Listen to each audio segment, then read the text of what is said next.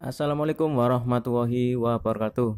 Sahabat Nusantara, dunia peternakan entok seluruh Indonesia. Gimana kabar kalian? Semoga selalu diberikan kesehatan, murah rezeki, dan tentunya selalu diberikan semangat untuk beternak. Sudah lama kiranya saya tidak membahas tentang dunia peternakan entok karena terlalu sibuk dengan urusan yang lain. Di video kali ini saya akan menerangkan keunggulan dan kelemahan beternak entok dengan sistem sekat maupun dengan sistem umbaran. Banyak di antara teman-teman tentunya yang mempertanyakan hal seperti ini atau berpikir sebelum membuat kandang untuk beternak, selalu terlintas di benak pikiran mau memakai sistem kandang sekat atau memakai sistem kandang umbaran. Saya pribadi dulu saat baru memulai untuk beternak entok, tentunya banyak hal yang perlu saya pahami dan saya dalami dari berbagai referensi, terutama dari teman-teman sekeliling yang ada di lingkungan saya sendiri, dan tentunya dari teman-teman yang sudah lama beternak entok.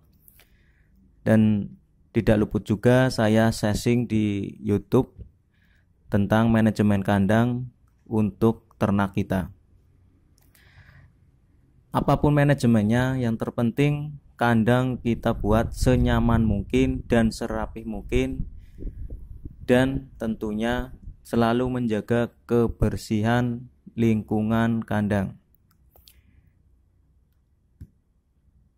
Untuk pemula, biasanya hal seperti ini pasti muncul di benak pikiran saat baru memulai untuk beternak. Nah, di sini saya akan sedikit mengulas atau memberikan pengalaman saya tentang beternak entok di sistem manajemen sekat maupun di manajemen kandang sistem umbaran. Langsung saja kita mulai bahas sistem kandang dengan sistem persekat. Di sini mulanya saya memakai atau membuat kandang dengan sistem sekat yang berisikan kurang lebih 8 sekat dengan luas tanah kurang lebih sekitar 20 meter kali 7 meter. Per sekat saya buat sekitar 2 meter, ada juga yang lebarnya 4 meter kali panjangnya 7 meter. Yang jelas keunggulan sistem sekat yaitu kita dipermudah dalam mencari bibit dari indukan tersebut. Lebih simpelnya, kita lebih mudah dalam memilih indukan-indukan mana yang menurut kita itu bagus dan prospek untuk kita kembang biakan. Yang kedua, dalam penanganan telur ataupun anakan meri yang baru menetas pun kita dipermudah dalam pengecekannya dan pengawasannya, sehingga dalam sistem kandang sekat ini kita akan lebih diuntungkan dengan hasil yang kita inginkan, dengan persilangan yang kita inginkan. Tentunya tidak ada bejantan lain ataupun indukan yang lain yang tercampur di dalam sekat ini tersendiri. Waktu saya pribadi ini satu sekat itu saya isi antara 6 indukan dengan 1 pejantan. otomatis untuk kawinnya pun terjadi pergantian dengan satu pejantan. Kedua, untuk kebersihan kandangnya pun yang jelas lebih bisa kita optimalkan dalam proses pembersihannya.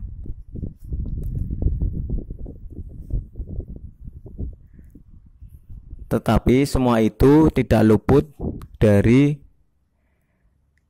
kekurangan atau kelemahan dalam sistem kandang sekat.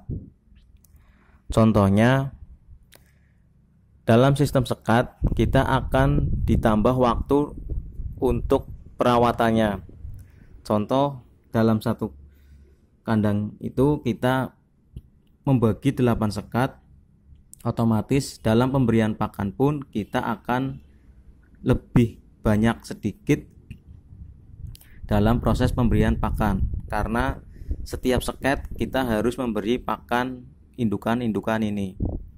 Lain dengan sistem umbaran yang kita hanya menaruh tempat makan beberapa, kita bisa langsung memberikannya secara cepat. Dan pemberian minum pun dalam kandang sekat otomatis kita isi air per sekatnya. Jadi kelemahannya antara lain untuk kandang sekat, yang pasti dalam pemberian pakan dan minum itu akan memakan waktu yang cukup lama. Yang terlihat jelas yaitu pejantan terkadang tidak memperdulikan indukan, karena dalam sekat itu antara jantan sekat 1 dan jantan sekat 2 itu biasanya saling ingin berantem, seakan-akan seperti orang asing, kalau ketemu pasti berantem. Akhirnya menurunkan daya kawin, sehingga pada kandang sekat pun bisa terjadi indukan-indukan betinanya kurang maksimal dalam menghasilkan telurnya, karena cenderungan dari si pejantan itu lebih ke pejantan yang lainnya, karena merasa ya mungkin apa terganggu atau gimana, biasanya saling beradu satu sama lain. Itu kekurangan dari kandang sekat. Dan tentunya karena dalam kandang itu kita bikin sekat, yang pasti menjadi kelemahan yaitu membutuhkan lahan yang cukup luas. Lain dengan sistem umbaran. Sistem umburan misalkan kita punya tanah 10 meter kali 7 meter, itu sudah cukup luas untuk kapasitas sekitar 50 indukan dan 10 pejantan. Dan dalam proses pemberian pakan pun sistem umbaran bisa dikatakan lebih cepat, karena kita hanya menaruh beberapa wadah pakan untuk kita kasih pakan. Tetapi di sistem umbaran kelemahannya, kalau pejantan itu merasa asing, biasanya terjadi pertengkaran antara jantan satu dan jantan yang lainnya, yang mengakibatkan salah satu pejantan itu yang jelas tidak mempunyai daya kawin ataupun daya kawinnya menurun, karena merasa takut sama pejantan-pejantan yang menguasai lingkungan. Dan untuk kejelasan keturunannya pun, kalau sistem umbaran pastinya rancuh, karena pejantannya semuanya bercampur jadi satu dan indukannya pun bercampur jadi satu.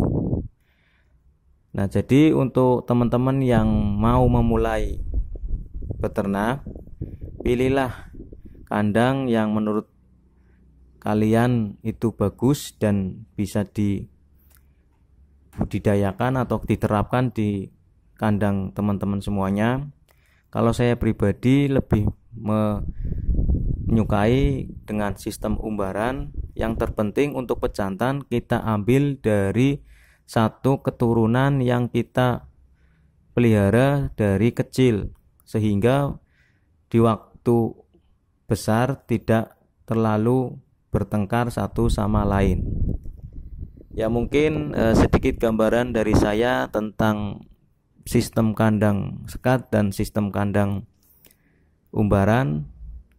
Untuk teman-teman yang selalu support channel saya ucapkan terima kasih. Semoga diberikan kesehatan, murah rezeki, tentunya diberikan keselamatan dan beternak selalu sukses. Dan untuk teman-teman yang baru saja mengikuti channel saya mohon dukungannya. Pencet tombol like, subscribe, and share. Bila perlu, komen. Untuk peternakan entok seluruh Indonesia, saya selalu terus berkreasi, terus beternak, entah itu pedaging, indukan maupun entok hias. Semoga selalu diberikan keselamatan dan murah rezeki. Terima kasih. Wassalamualaikum warahmatullahi wabarakatuh.